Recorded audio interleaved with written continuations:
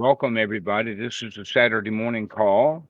It's just after 9 o'clock, and that a.m. here in Thailand, and it's Friday evening in the U.S. and uh, Western Hemisphere. So, Luke, go ahead and speak up when you find it. Um, Yeah, sure. I've I've been just ask a question, and go ahead and ask that question again.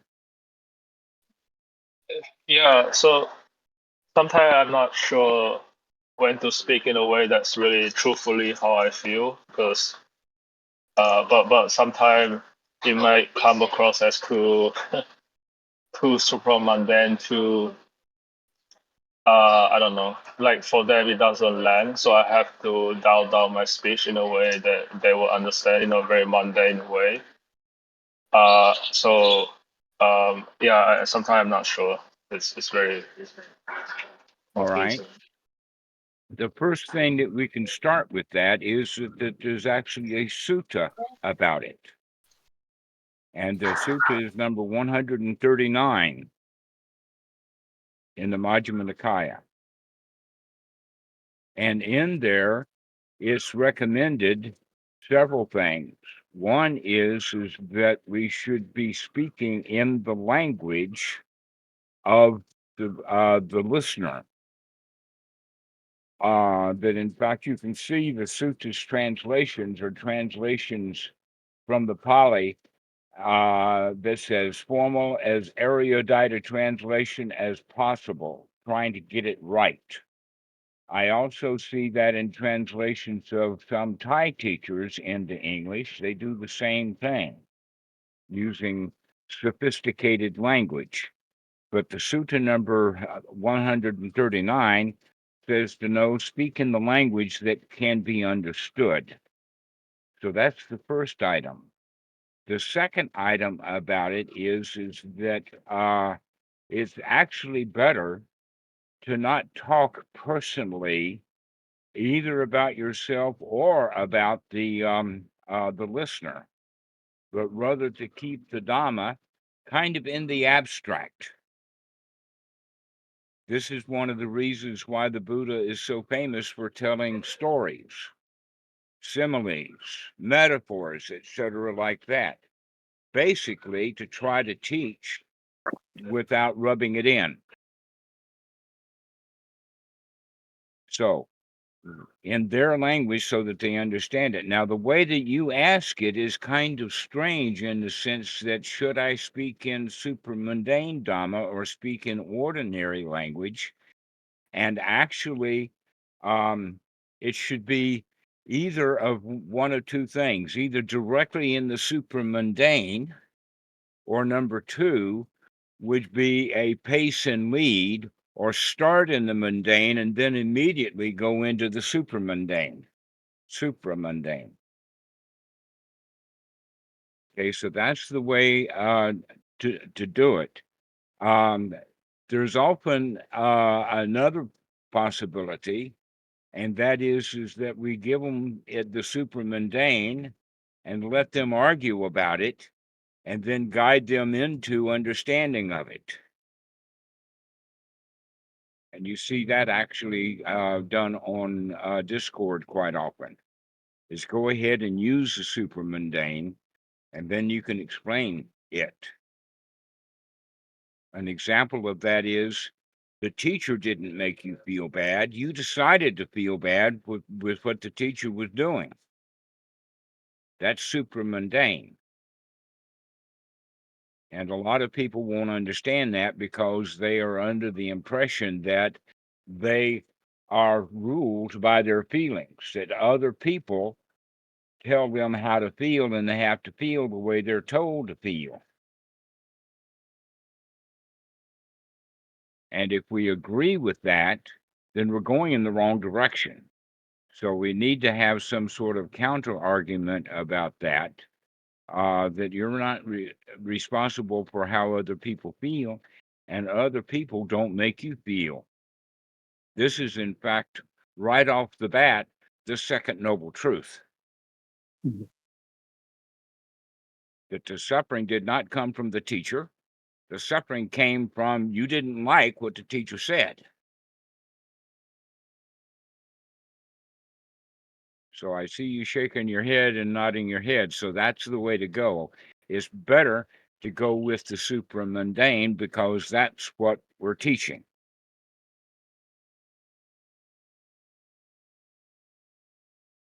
So, Nick, did you come up with something? Or Mike, excuse me, Luke.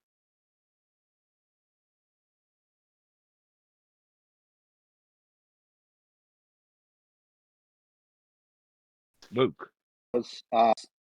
Hello, can you hear me? Yeah, did you come up with something? You said you were going to go research a question. Oh yeah, someone had asked a question this morning in the chat after you posted about the call.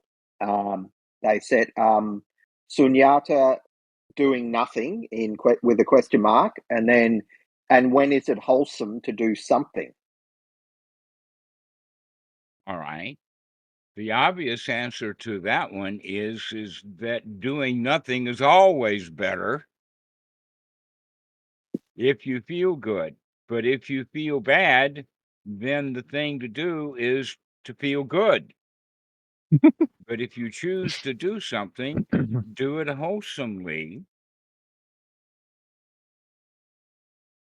So when is the right time to act is depending upon the way that you feel.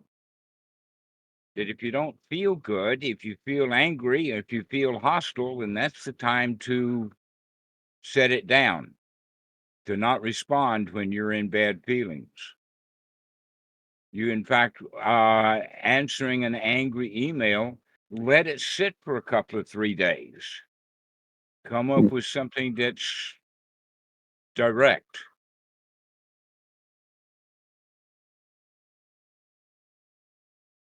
Okay. And if you are direct without and kind of neutral, like they said, we've got this, and you say, okay, tell me about it. Prove that you've got this. And leave it up to them as to how they're going to feel. Don't be afraid of other people's bad feelings. In fact, that's one of the things that's very interesting about our culture is that for some reason or another, the whole culture teaches us that we're not supposed to upset others, but it's okay that others upset us. Isn't that interesting? Or that we're out of control. In other words, they're saying that you control other people's feelings and other people control your feelings. Does anybody ever anybody ever seen that? Like every time you read something. But that's from the ordinary mind. When the mind is noble, we accept how we feel and then change it, which leads in then to Ivan into your original first question, which has to do about wisdom at the point of feeling as opposed to wisdom at the point of contact. All right. Now, what we're actually talking about here is the application of Paticca Samuppada. Now, Paticca Samuppada actually is translated as to dependent origination. And what that actually means is every little step along the way that the mind travels is dependent upon the step before that. All right. So you can say then to get a computer turned on, you have to have power. Then the power has to be in the power cable. And then the power cable has to be plugged into the PC. And then you have to hit the start or the on button of the PC. And then the PC will start to power up, etc. One step after another after another. And any place along the chain that is broken will affect the procedure. So, in that regard, we're basically starting right now in this conversation at a point in Paticca that's called the Salayatana. Now, I've seen just recently somebody gave this 12 steps of dependent origination on Discord, and for the most part, it was correct. But the translation that they gave for Salayatana was not correct.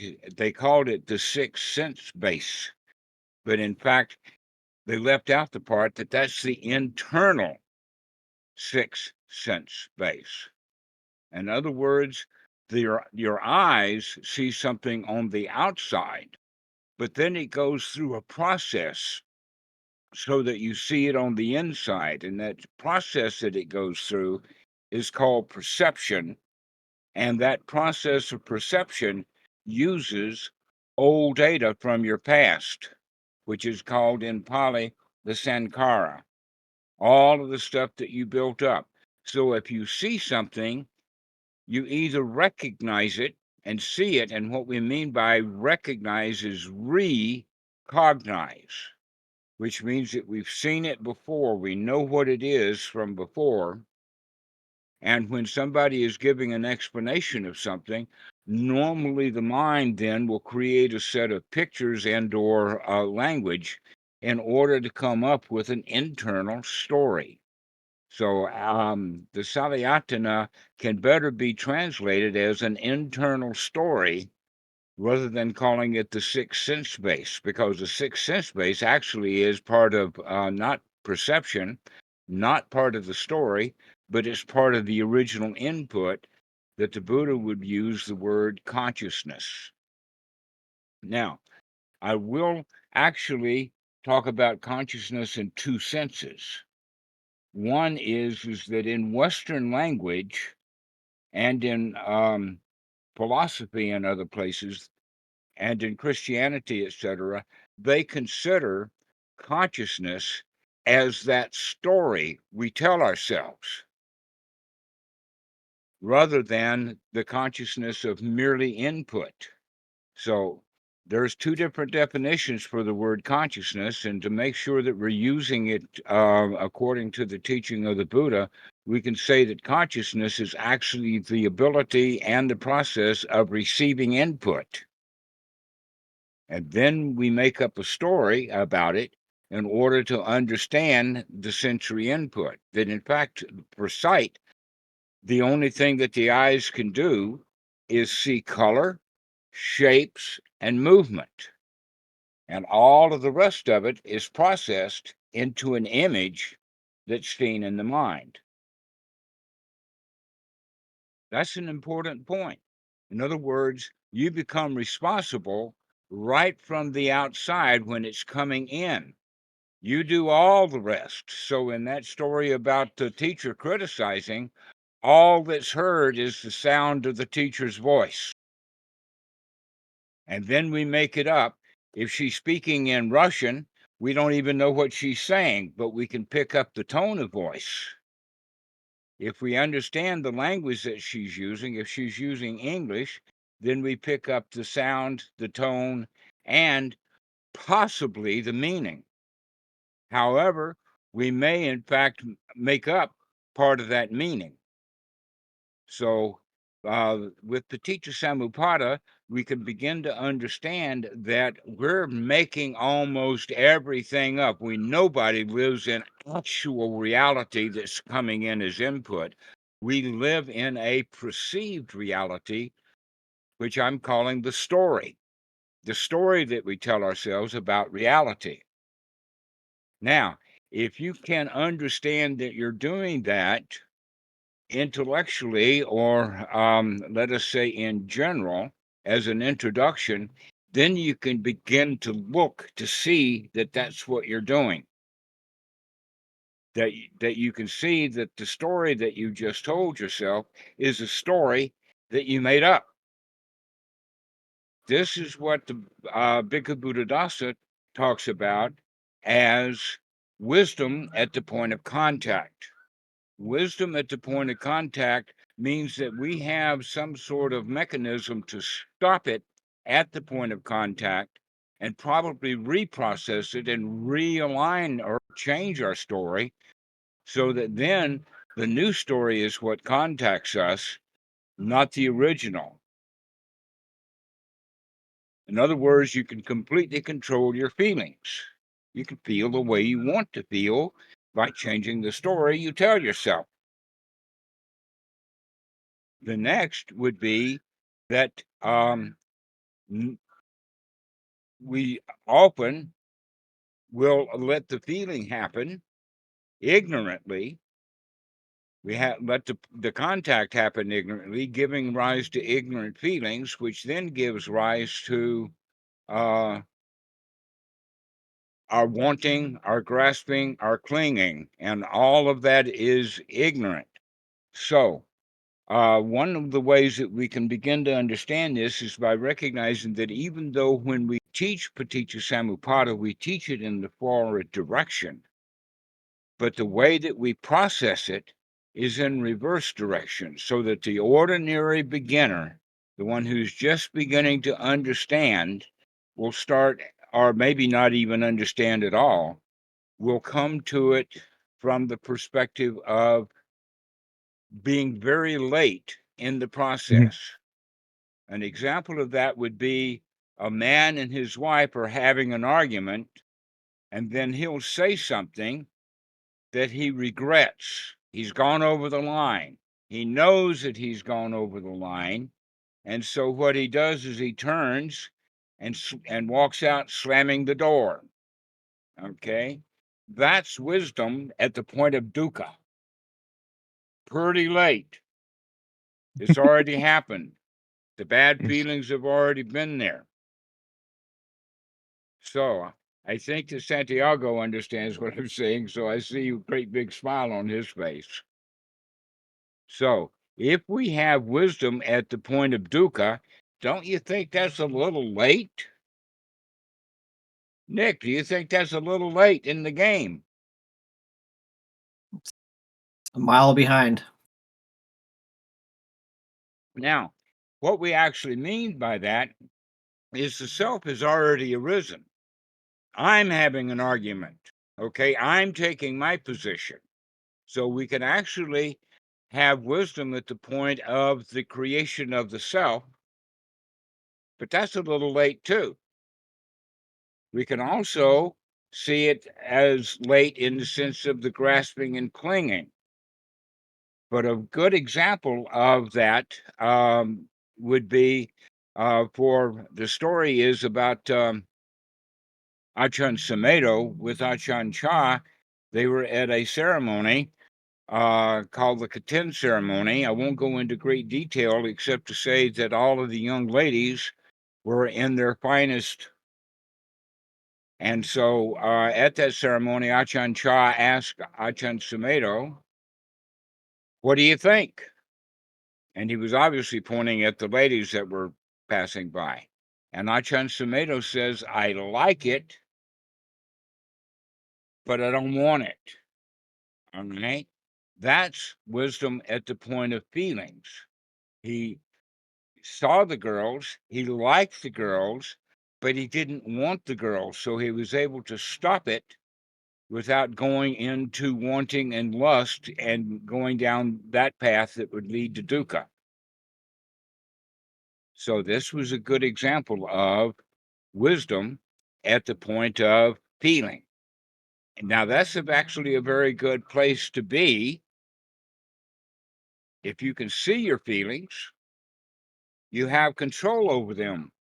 You can modify or change the feelings. You can go back and visit the story that you're telling and then have a new feeling instead. An example of that would be someone sitting, let us say, in meditation or something, and all of a sudden they feel anxiety. They feel that feeling of not liking something, but they don't know really what it is. What we can do with that is that do a little bit of research, like, do you know what it was that triggered you? So that you can go back and retell the story and change it. However, it's better when you are seeing the story that you don't give yourself the anxiety. You can change the story before it contacts you. So I see a message at the top of the screen. Mikey, can you help me with that?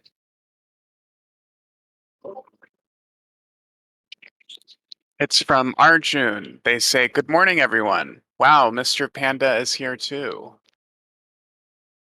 Okay.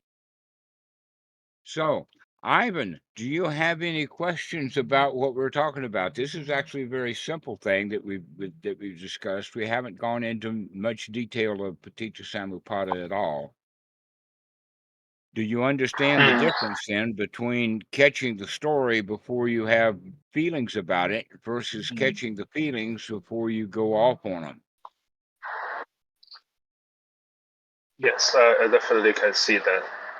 I guess the interesting, well, I think this is where the practice keep coming in, right? As we keep practicing, we can catch the story faster and faster and faster before it Precisely registers as so. feelings.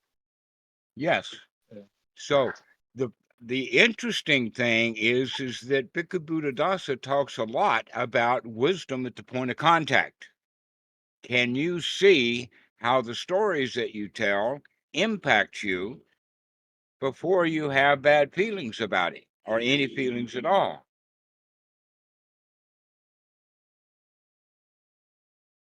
You can modify the story. Like, for instance, oh, the laptop or the PC didn't turn on. Am I going to feel bad? Or I'm going to change that story to, oh, well, there's another PC over there. I'll just use it. Micah knows that story very well. We just did it. So we can change the story when we see the story.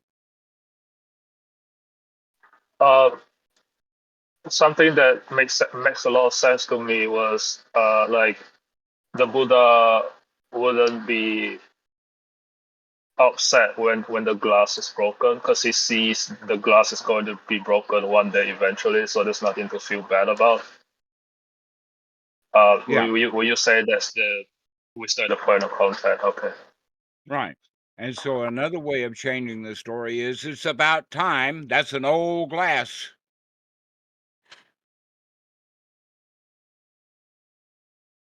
So we can change the story. Now, we can back up even further than that and see not just the story, but you can see yourself telling the stories.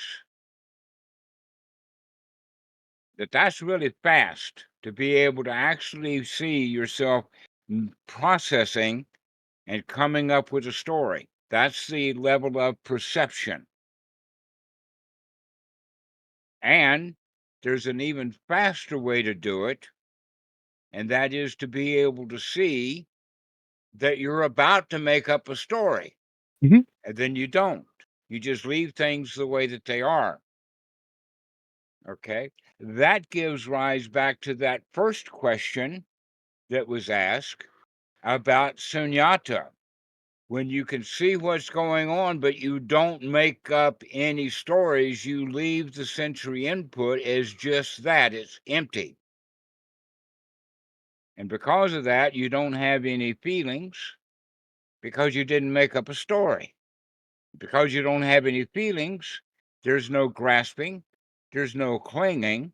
And what you could actually say now in this regard is the clinging then is the point of action. That we take action due to our clinging. And so we can say, I like it, I want it, I've got to act on it. I'm going to carry it around. I'm going to do something about it.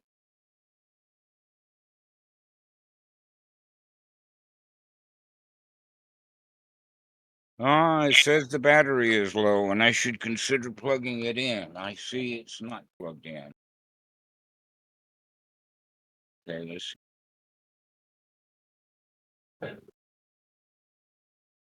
All right, that looks like it's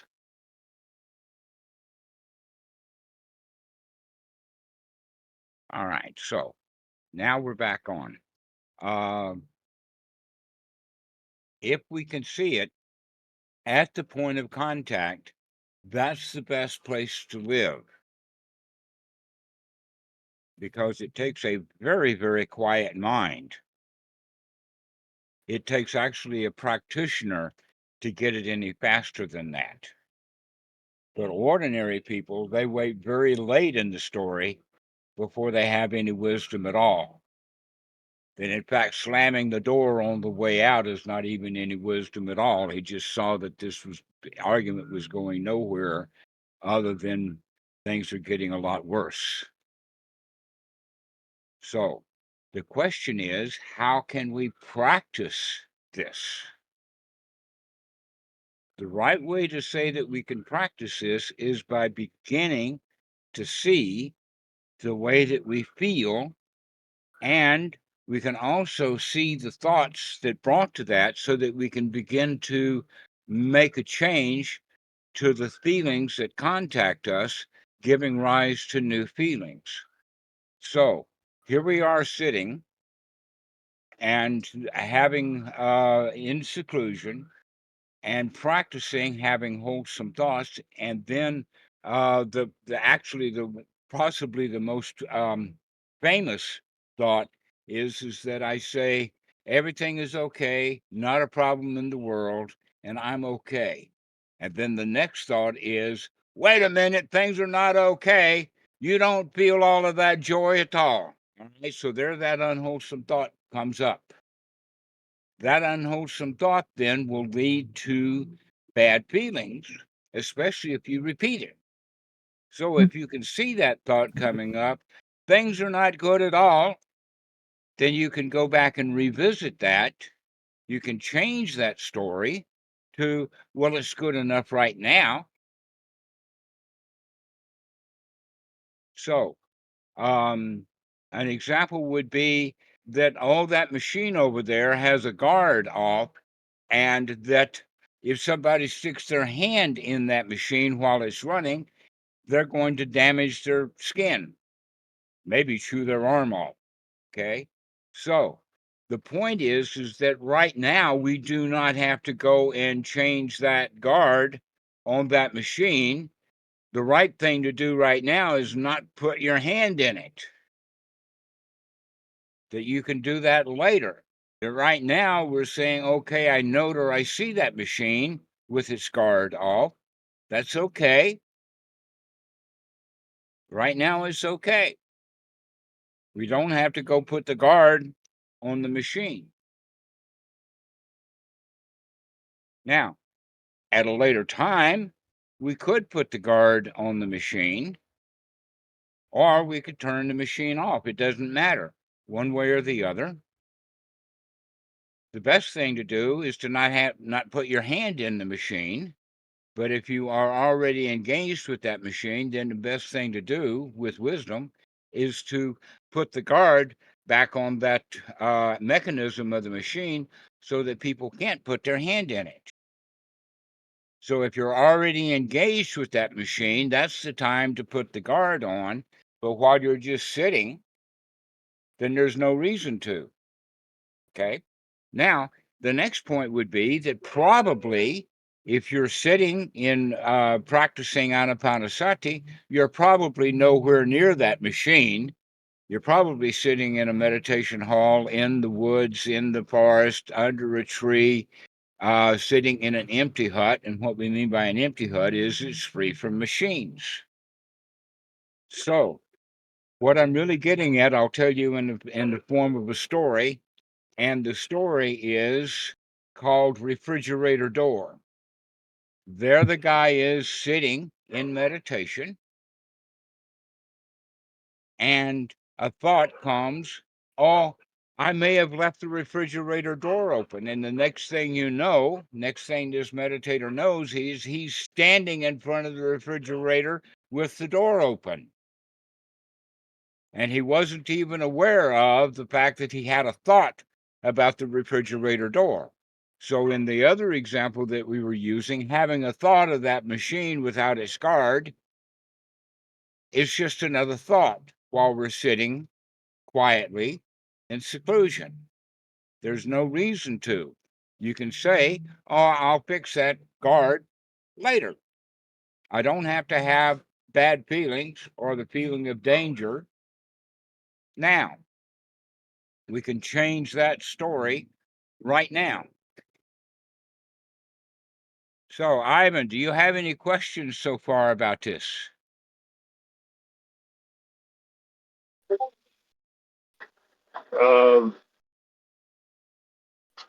I know I have a question, but not sure how to phrase it. When I know how to phrase it, I will ask. Not right now. Okay. Santiago, do you have something to say? Nope. Sounds good. How about you, Alex? No, everything sounds wonderful. I like it. Okay. How about you, Paul? Sounds good. Understood. How about you, Luke? All good here, thanks, Dhammarato. Okay. And Ben, how about you?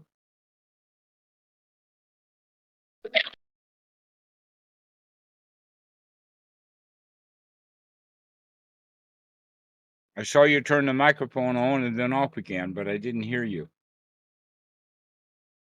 Dhammarato, thank you. I'm just riding a scooter at the minute. You're just what? Riding a scooter, so it's not really conducive to talking. Oh, okay. All right. So I've covered all of the old students. This information that we're talking about today is fairly detailed. Dhammadas, do you have anything to say? No, thank you. Thank you for the talk. Okay, so let's go back then and say a little bit more about practice. That basically the practice is to sit quietly and start observing the thoughts that we have. That instead of having this outside sense door, we're going to start paying attention to the inside door, or we can begin to look at what kind of thoughts that we're having. We can also look at the feelings that we have. We can actually, if we a little skill, you can begin to see the attitude that you have. Now, what I mean by attitude is everything okay? Is everything well enough? Or is the attitude of, oh no, there's a problem someplace and I've got to go find a way of fixing that problem? And so it has to do then, our attitude has to do with what way we're looking at things, because our attitude is going to determine what kind of story that we're going to tell ourselves about it. And when we stop telling ourselves stories, that's the end of the story, is to stop telling ourselves stories. But very few people are ready for that. That takes a lot of skill. That what we actually need to do is to start changing our ordinary thoughts into better thoughts, from unwholesome to wholesome. Another way of saying it is to remove the hindrances of the mind, and the hindrances are that which hinders us from feeling really good, no matter what happens. Whether it's the teacher yelling, or the test that we failed, or whatever it is. Another example that I saw recently is somebody says that my dad threw a beer mug across the room at me and that he missed. Okay. That's the important story, is that he missed. But the student didn't catch that. He didn't catch that it was missed. He was all upset because the dad threw the mug. So it depends then upon what part of the story you want to dwell on. And the important point is can you find a happy way of the story? Goenka had the phrase, never mind, start again. Whatever story you told yourself, tell yourself a better story. Don't get all stuck up in bad feelings about the story that you told. Tell yourself a better story. gather better information. Look and look and look and look.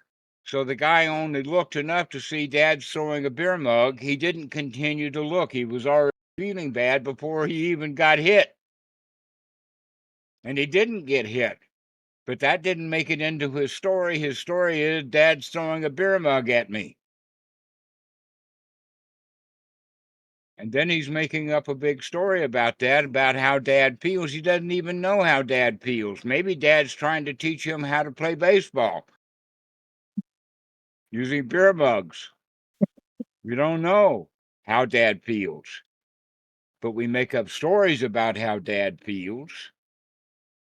And we make up those stories when the mug is in midair.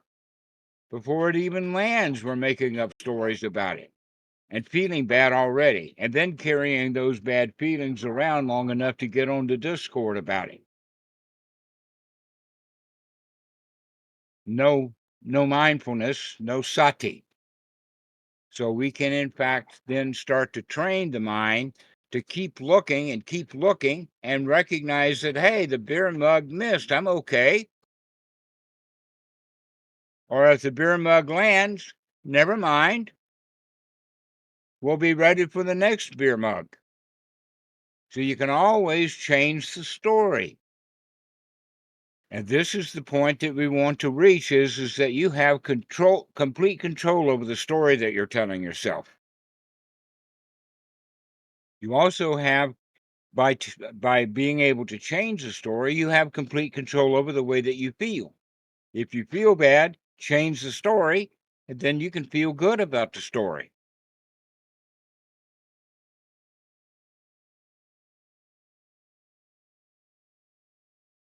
So that's basically all the story. Not much to it. If you're sharp. And so then the question is, when can you practice so that you can do this?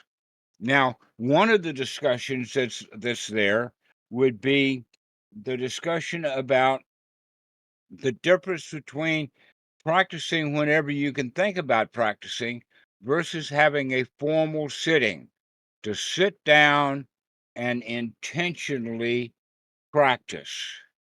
And that we can do both of these things.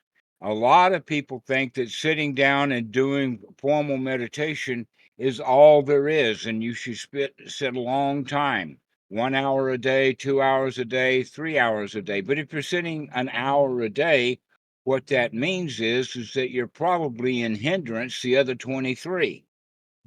So it's better to start a practice to where you're actually practicing often, but that often will only be to a certain level or to a certain degree. In other words, you can begin to practice while you're walking around to see the way that you're making stuff up.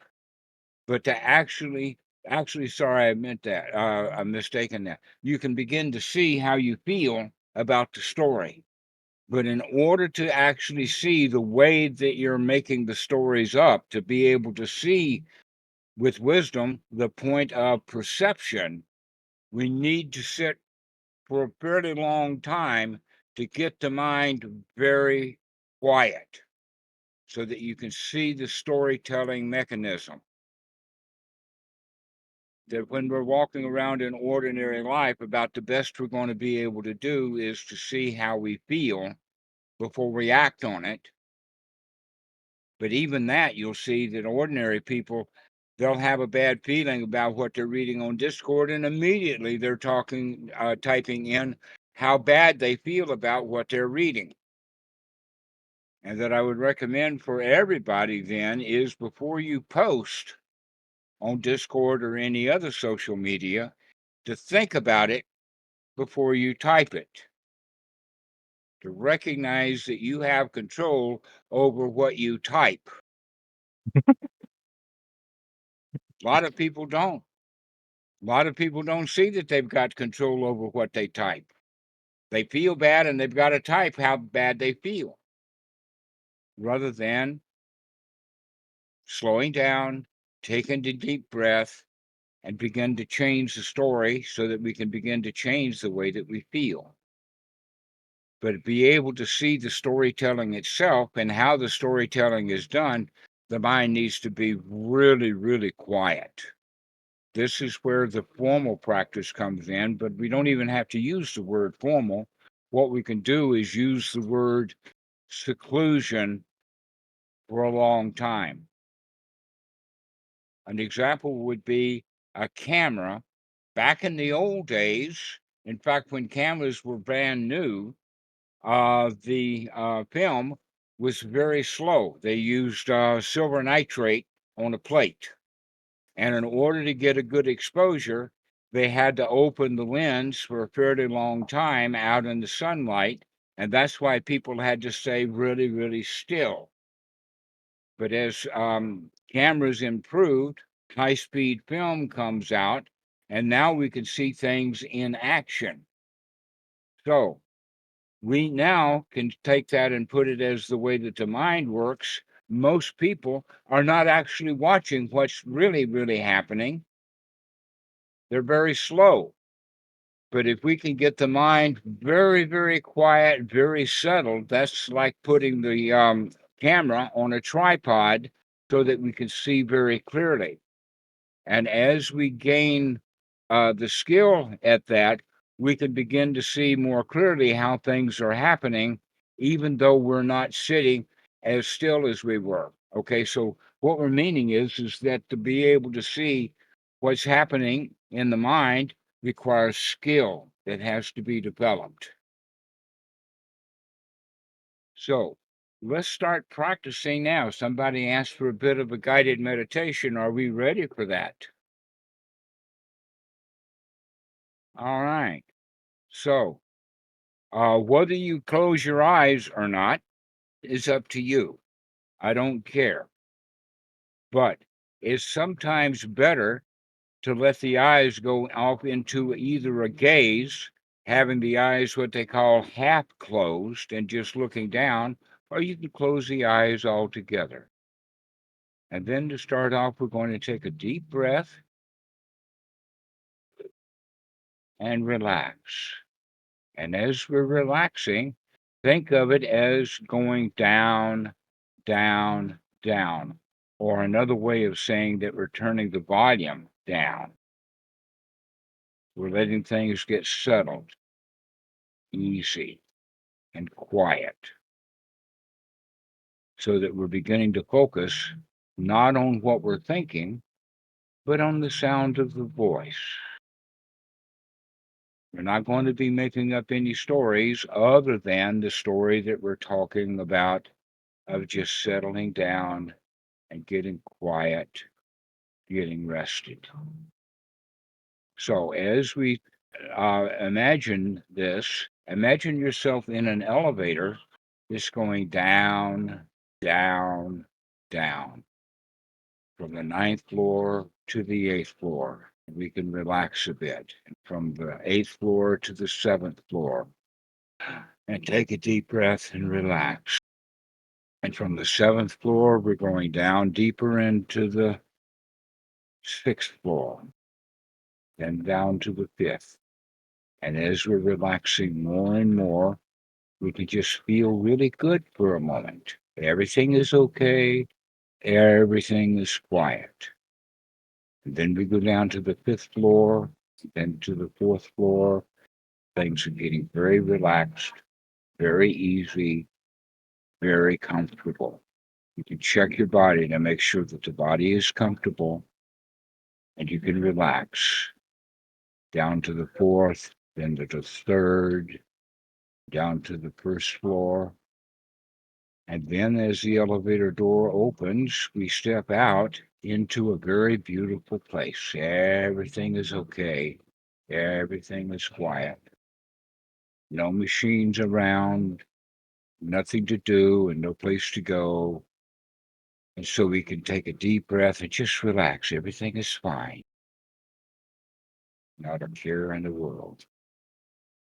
Now the question is, can we keep that? Let's just try to rest with that. You're okay right now. Everything is okay. Everything is quiet. And so these are the kind of thoughts that we're going to have. Everything is okay. Everything is easygoing. We can relax.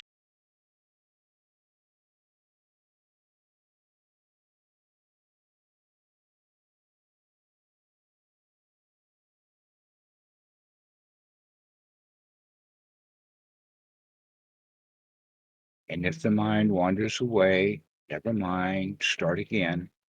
Come back, come back. Everything is okay. Everything is easygoing. No place to go, nothing to do. And we can just be okay. Take another deep breath, just relax.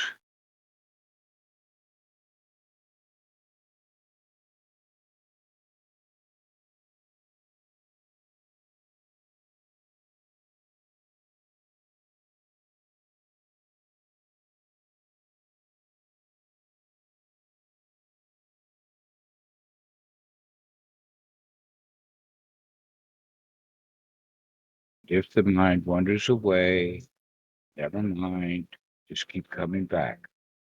Wherever the mind is going to, you can catch that and say, right now, everything is all right. In fact, what we're doing is we're gladdening the mind. We can see that there's nothing to think about, nothing to worry about. There's nothing dangerous. Everything is okay right now. We feel comfortable.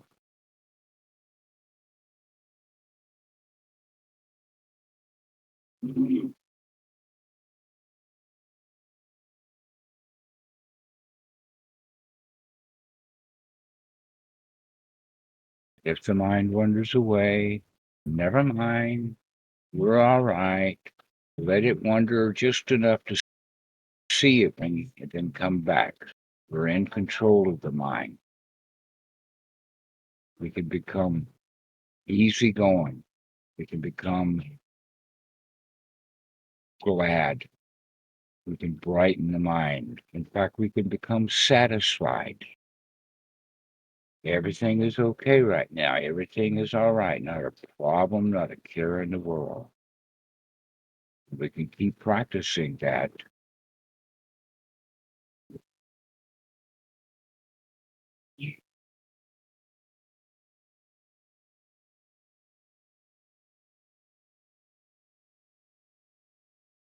And if the mind wanders away, never mind. Come back. Come back to here now with the thought everything is okay, not a problem in the world. We could just relax. Relax and feel good. We can actually begin to change the way that we feel. By changing our thoughts, we can change our attitude. And with our attitude, we can change the way we feel so that you can feel good. Everything is okay. Not a problem in the world.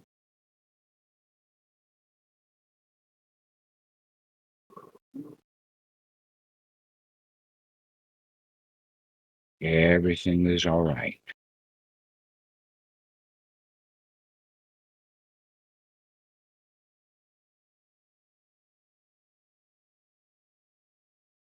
So we can come around to, I could do this. I could do this. Anytime that I sit down, I can settle down. I can become relaxed. I can become successful at this. I could become satisfied. Then I can become successful. Wow, this actually feels good. I could do this. Everything is all right. Not a problem in the world. And I'm in charge of that world. I can do it. I'm the boss here. It feels so good to finally be in control of the way we feel. Ah, what a relaxing it is. Everything is all right. Everything is fine.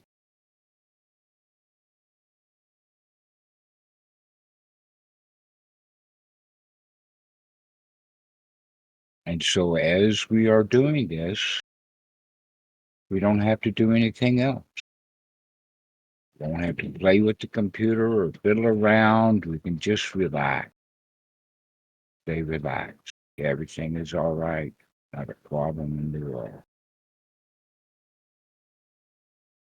We can rest with this. Feel good. And as we stay here feeling good, we can begin to come back again. We can finish this little exercise off, but keep that good feeling going. Keeping that sense of, we've got this. Keep that sense of everything is okay and everything is all right, because that's my attitude right now. And so we can begin to come back a bit, come back, get into that elevator, begin to just ascend back into ordinary senses. So we get on the ground floor and we come up to the first, second, third, up to the fourth, fifth, sixth, seventh, eighth, ninth, and 10th floors. And let the door open to reality. So now you can open your eyes, take a deep breath, and say, wow, I feel so good. I feel good. So this is the way that you would practice. You might be able to take this recording and play it several times, but eventually you can make this practice your own practice. So, Ivan, what do you think? Perfect. Really simple. Very simple, isn't it? How do you feel? Feel great. Ah, Feel like a okay. winner. So, Luke, what do you think? How do you feel right now? Yeah, really good. Thanks, Dhammarato. That was nice. All right, Nick, how do you feel right now? Not a care in the world. Excellent. Santiago, how do you feel right now? Like a Valium pill without the Valium. Alex, how do you feel? Very good. Everything's okay. Everything is okay. How about you, Dhammadasa? Thank you so much. That was relaxing. You can do this anytime that you want to. How about you, Paul? What do you think? Very good. Joyful. All right. How about Snippy Muffin? What do you think? I feel good, relieved. Good one. So, Arjun, how are you feeling now?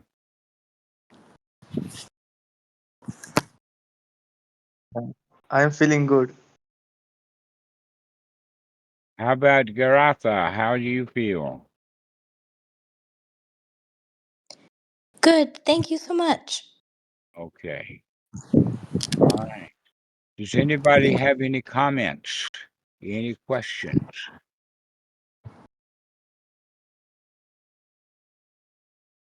I was just thinking, Dhammarato, reflecting on you were saying about changing our story, and I was thinking about parenting. I've got pretty much teenage kids at the moment, and I'm always reflecting on how much, as a parent, we have this expectation of how our children should behave, and how they should act around other people, and any time they do something that we perceive to not be what we expect, it's a reflection on me. And I'm just trying to think about how I can change that story, because it causes me a lot of suffering. So I'm just so yeah, that's just something for me to think about. All right. Well, if you think about it like this, your only choice is to let them choose their own dukkha or not, or are you going to intentionally add to it? Yeah. I'm The best, very lucky that their mother's very good at being able to kind of just let them be who they are. Whereas I was brought up, I wouldn't say I was brought up really strictly, but my parents were quite particular about, and I guess that sort of carried into me. So I have to be really mindful to try and to make sure I'm not sort of always criticizing them and always, you know. all right.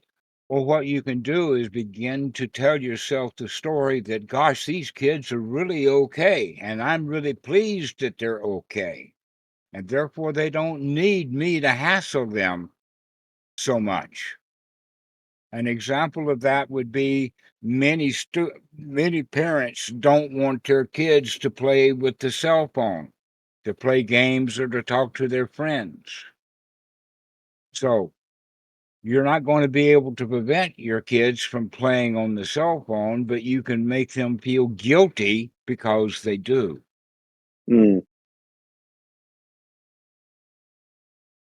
Yeah. And actually, you can't make them feel guilty, but you want to make them feel guilty. You're saying, "Thou shalt not."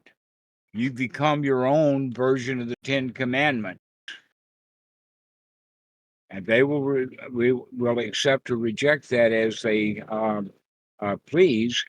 However, they don't have the skills that we're training for here. That most kids have no skills and therefore have no control over the way that they feel, and so they often will respond with rebellion. One dad asked me about, well, how can you get the kid to clean his room? And my answer to that was, does the kid want to clean his room, or do you want to clean his room? Or do you want him to clean his room? And one of the ways that you can get the room clean because you know it is you can go in and clean the room yourself. But another way of doing it, because that's pretty hard for most dads are going to grumble while they're cleaning the room, that they can't clean the room happily. And so the kid winds up with that kind of feeling also. Even if dad cleans up the room, we're still left with bad feelings. So it wasn't the room at all, it was the feelings. So one of the ways that you can handle that is by going and getting some big bag, maybe a grocery bag, maybe a big plastic trash bag, maybe you can get a tub or a bin or something like that, and go play basketball with your son. And you're holding that bag and maybe moving it around and saying, okay, can you get that toy into this bag? And make a game out of it so that you can begin to enjoy your time with your son while the room is getting picked up. Okay, so with that as an example, we can take that to almost anywhere and make anything into a game. And kids like games. Some of you are still kids and you know that you like the games. So let's make a game out of everything that we do. If cleaning the room is the thing, let's play with it. My friend will make songs to sing with her kids about doing like different chores or eating dinner or whatever, which is really interesting and it works really well for her. Mm-hmm. Yeah, they do that at my kids' school. When they were young, they did that at school. The teachers would sing certain songs when it was cleaning up time and stuff. Yeah. Mm-hmm. Right. There's an old movie. It was a Disney movie. I think it was like 1951 or 1952 called Snow White and the Seven Dwarfs, the original movie, not the one that they've come up with recently. I don't know what's in that other than there's a lot of controversy about it. But the original there was a song that we can whistle while we work. Mm. Da da da da da da da. Okay, so we can actually get stuff done, but we can sing a song, we can whistle, we can make it playful. Whatever you do, make it joyful. Now, the point is that we need to practice because humans, big humans like us, are in such a bad habit about being not joyful. We want the kid to clean his room, and we're not joyful about that at all. And so we impart our disliking, our bad feelings, etc. We originally wanted to clean the room or get the room clean, and we wind up having a whole bunch of bad feelings, and so does the kid. And in fact, that's how you were probably all raised, was being raised by feeling bad is the important thing, and doing the job is secondary. And so we can train with this practice of anapanasati that we've just gone through, just a little of it. And when you get yourself then into a good mood, then you can go to your kids and be very playful about what you want them to do so that they can do it happily.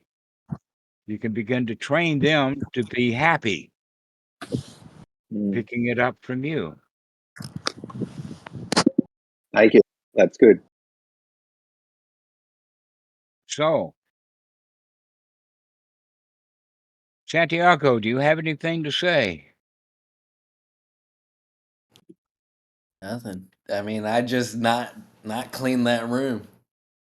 I mean, part of the reason why somebody wouldn't clean the room is because it gets cleaned for them. So it's just like, here you go. This is why we clean rooms. It's clean. Yeah, it's clean enough. And then not Good worry enough. about it no more. Yeah. Okay. Sniffy Muffin, I notice that you're turning your mic on and off. Do you have something to say?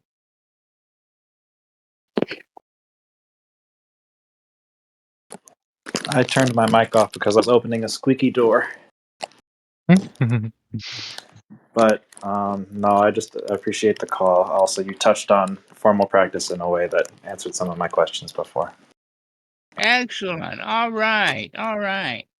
So, does anybody have any last things to say before we finish? Thanks, everybody. Thank you, Dhammarato. Thank you. Thanks, guys. All Thank you, right, everybody. Mikey, why don't you take it from here? Yeah, thanks, friends, for being here today. This has been a splendid call. I'm glad to see smiling friends. Go ahead and put down a day and time in the one-on-one calls thread here on Discord if you'd like to do a one-on-one call with a seasoned practitioner. This is for friends old and new, so if you're an old friend and you haven't had a one-on-one call with someone in a while, go ahead and put a time there. We've been making a lot of friends. Daniel, the Bhikkhu, he's also been doing one-on-one calls. He told me he did something like 7 one-on-one calls last week. So things have been really going there. And yeah, it's a great way to keep the Sangha going. So yeah, have a good one, everyone. Thank you for being here today. Okay. One last point is that we have a very big and growing Facebook page called Open Sangha. So I invite you to go do some posting there as well as on Discord. And we also have a website, OpenSanghaFoundation.org, that has a way of posting things. So if you have a thought or a sutta or something that you want to post for the long term, because on Discord you post it and it scrolls way up. But with the website, you have the ability to find things easy. Find posts by the author or the date. You can find comments in the comment section. Everything is organized there. So I highly recommend that you use the website. got a lot of value. Also, it's got a huge library. I mean, really a huge. You can add to the library yourself. All right. Well, thank you all. I'm really glad to see you. Wow, what a good crowd today. Thank you. Thanks, Dhammarato. Bye bye. Thank you.